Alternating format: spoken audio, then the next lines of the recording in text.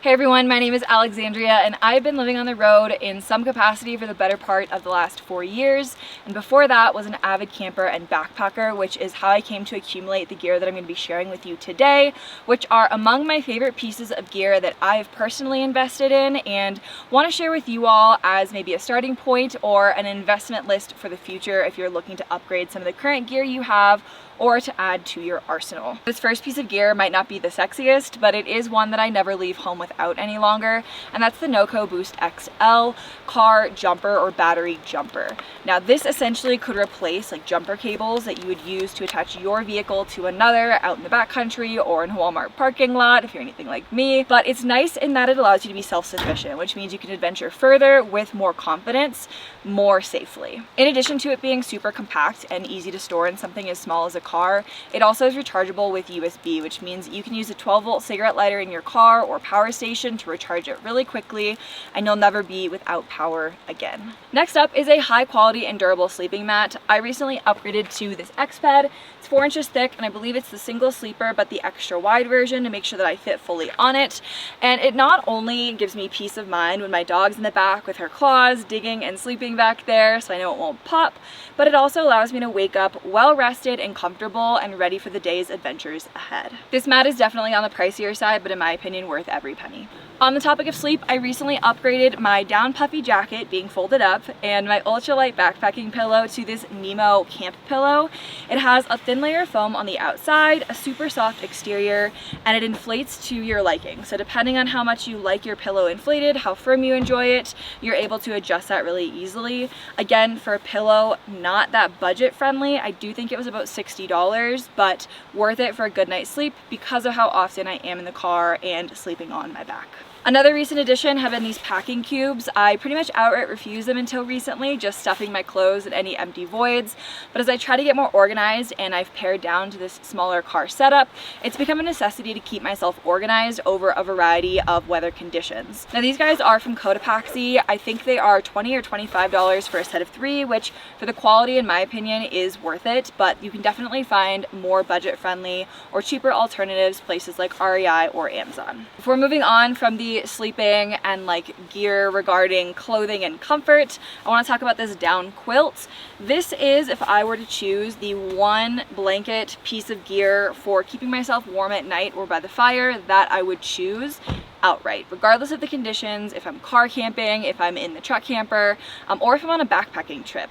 This has been the quilt for the past 3 years now that I have used almost exclusively. And while I do have other down blankets, down sleeping bags, this is the one, if I could again, I would invest back in, not only because of its quality, its durability, and just its versatility, but also because it is REI branded, which unlike some of the other gear I've been talking about so far, makes it much more budget friendly than the bigger brand names that you might see out there, which I'm sure are wonderful, but for folks who are on a budget and just looking for things that are going to fit the bill and work and last, the REI Magma will do just that. And pro tip, usually when they have sales, these guys can be up to 50% off, which is when I bought mine. So I think I got this guy for about $150.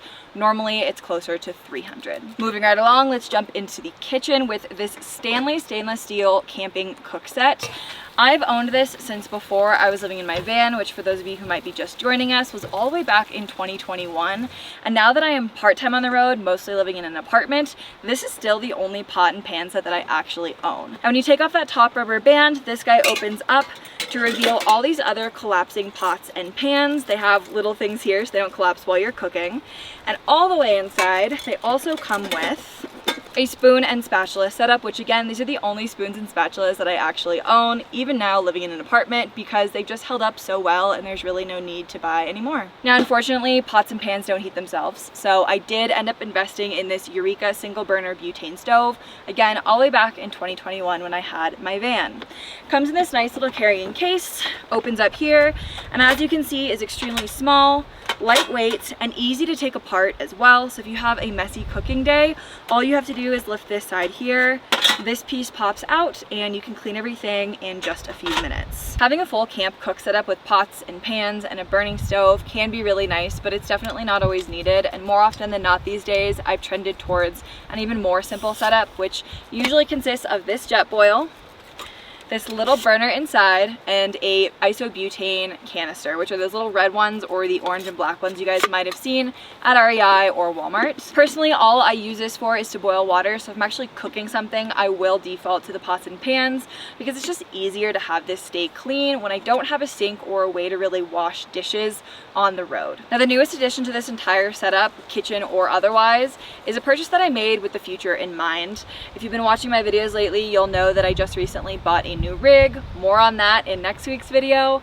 But because of that, I knew that I wanted something to be able to go on slightly longer trips and keep food safely for myself and for my dog Tara. And to do that, I recently purchased the smallest Dometic chest cooler that you possibly could. Their CFX 28 is what I believe it's called, but it's this guy right here, and it just has a couple simple buttons across the front. And even from startup, when I really need that boost of cold air, it's only pulling 70 watts, which on the road with a smaller power setup is an absolute necessity. Speaking of needing power to run this bad boy on the road, this is where we're gonna hear a word from today's sponsor, BLUETTI, without which we would not be able to have luxuries like this, Starlink, cameras, SOS devices, or any of the other electronic gear that I carry with me every day on the road. Prior to getting off the road, I was in a rig that had a full-on power setup, and unless it was dead of winter and I didn't have any solar input, I never had to be too concerned about power. Although BLUETTI, if you'll remember, did come in more times than not, very handy when we were in the Pacific Northwest all the way into November and December. But since getting off the road full-time and now just doing part-time car camping out of the Subaru, my needs for power have dramatically changed. Not only in that I'm using a different amount in different types of power, but second, I don't have any form of power in the Subaru other than the ability to maybe charge my phone while I drive, which as somebody who works oftentimes from the road and in approximately 1 week will be going back to grad school and oftentimes taking classes and completing homework remotely, having power isn't a want, it's a need. And that's where BLUETTI comes in. As the name would suggest, the BLUETTI 180p has an 1800 watt output, which is more than enough to power all of my electronics simultaneously on the road, or to power one or two larger electronics like my Starlink and my fridge around the clock without ever having to think twice about my power. Especially when paired with the PV350, their 350 watt solar panel, which even in partially shaded conditions has pulled in well over 200 watts for me in the past, and I know is going to deliver power for us consistently over the next couple of months while we still have the summer sun. In addition to its 1800 watt output, it also boasts a 1440 watt hour capacity, which I'll go ahead and leave the math here. I can't do it off the top of my head, but this is how I would convert the 70 watts that my fridge intermittently pulls. So if it was pulling it consistently, which it's not, so you could almost double this amount of time here to power it on a single charge. My two favorite features of the 180p though are turbo mode, which allows you to power electronic devices up to 2700 watts, and quiet mode, which keeps its decibels under 45, which especially when you're in a tiny space like this in a car and there's a dog and a fridge and all sorts of other noises, is really nice peace of mind because I know that it's not going to keep me up at night when the fans kick on to power all these electronic devices overnight in the background. Now, I can talk tech specs until I'm blue in the face, but it only goes so far until I do a test. And so before I left home today, I went ahead and plugged the BLUETTI in with this 12-volt cigarette lighter plug to try to juice it up a little bit more before I plugged in my fridge to try to cool off some food and snacks for the road today. Now, on the way up, I realized my camera was also dead that I am currently recording on, and so I plugged it and my phone in as well, thinking by the time we got here, maybe I would have 60 or 70% left. But because of the input power it was able to pull at over 100 watts off the collar's alternator, in addition to its fast charging capabilities, we arrived at over 100%. And now, over 3 hours later, it is now 3:30 in the afternoon, we're still sitting at 97%, and I haven't plugged it into a single port of power.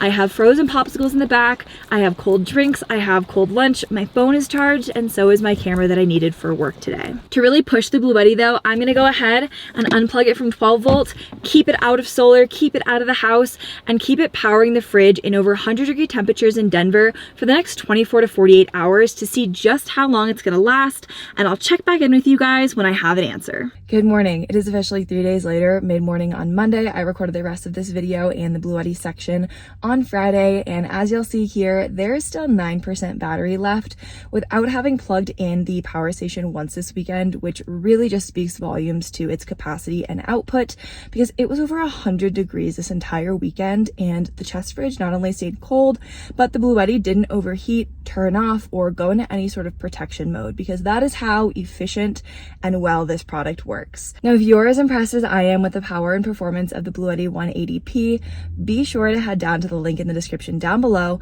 to learn more and to find a station that's going to fit your needs. And thank you again to BLUETTI for sponsoring today's video. Heading to the roof of the car, this is a must-have piece of gear for any gearhead or adventurer on the road, in my opinion, and that is a rooftop box. I personally use the Yakima Skybox. I had it way back before my van even, and absolutely loved it. Normally I'll store bigger equipment up there, like my camp table and chairs, my Starlink, and all of my backpacking gear that I'm not using every single day, but I always want to have on hand for an unexpected or last minute adventure. Coming in at well under $100 is this Rhino USA folding shovel. Again, no brand allegiance, purchase from whoever you would like, but I personally would recommend this just because I've had it for 4 years. I've left it out in really terrible weather, extended, compact, all of the above, and not only has it gotten me out of a lot of sticky situations, like when I had to dig the tundra out last year after getting stuck in some pretty deep snow in Mammoth Lakes, but it's also really nice for hard earth when you have to maybe dig a large cat hole, or other situations like turning over your ashes to make sure that you're following all of the fire safety rules of your local area, right? Because we don't leave fires even warm. Definitely no embers or ashes floating around. Now, while this is certainly more of a luxury item, I would be remiss if I didn't mention Kama surfaces as being one of my favorite outdoor pieces of gear. This is the absolute smallest mat that they make, I believe, but it is one of my favorite just in terms of how versatile and packable it is.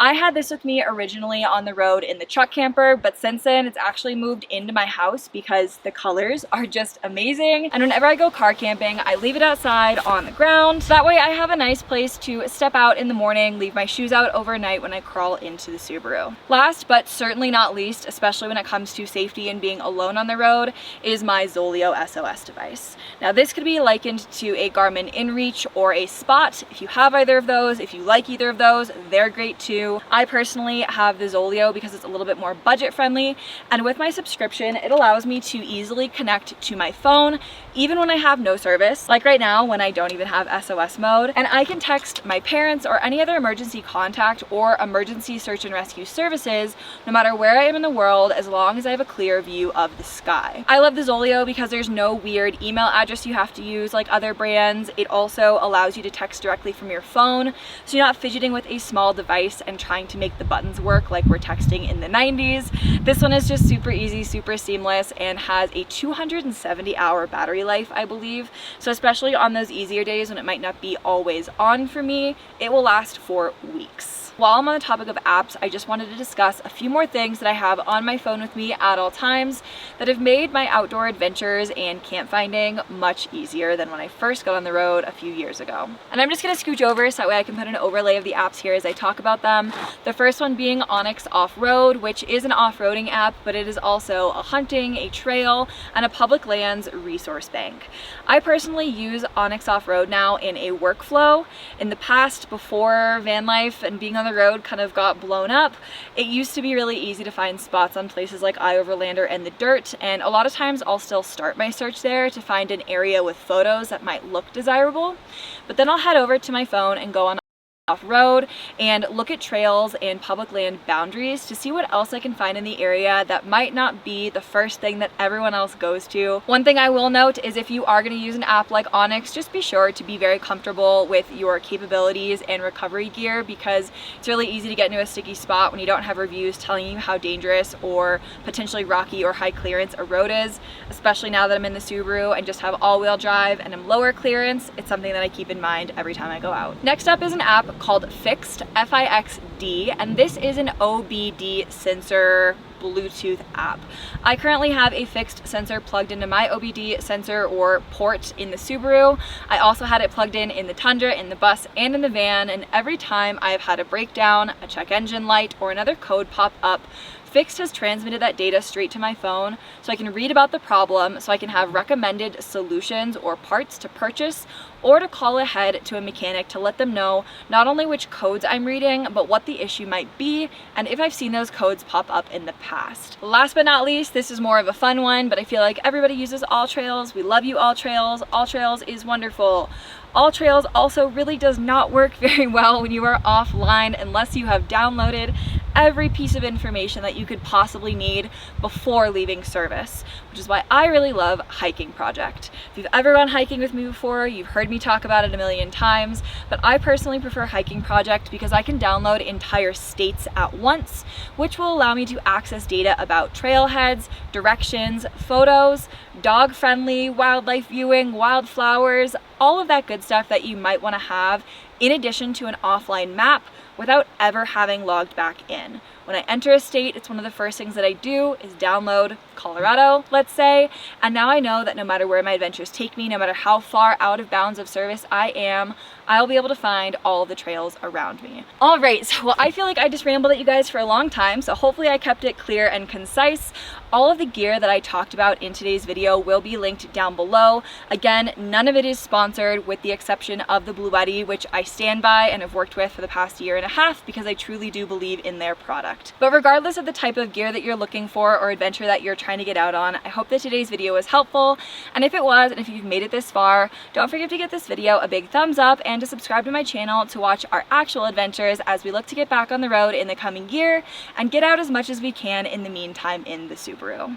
Alright guys, thank you so much for watching. Thank you BLUETTI for sponsoring today's video. We'll see you in the next one.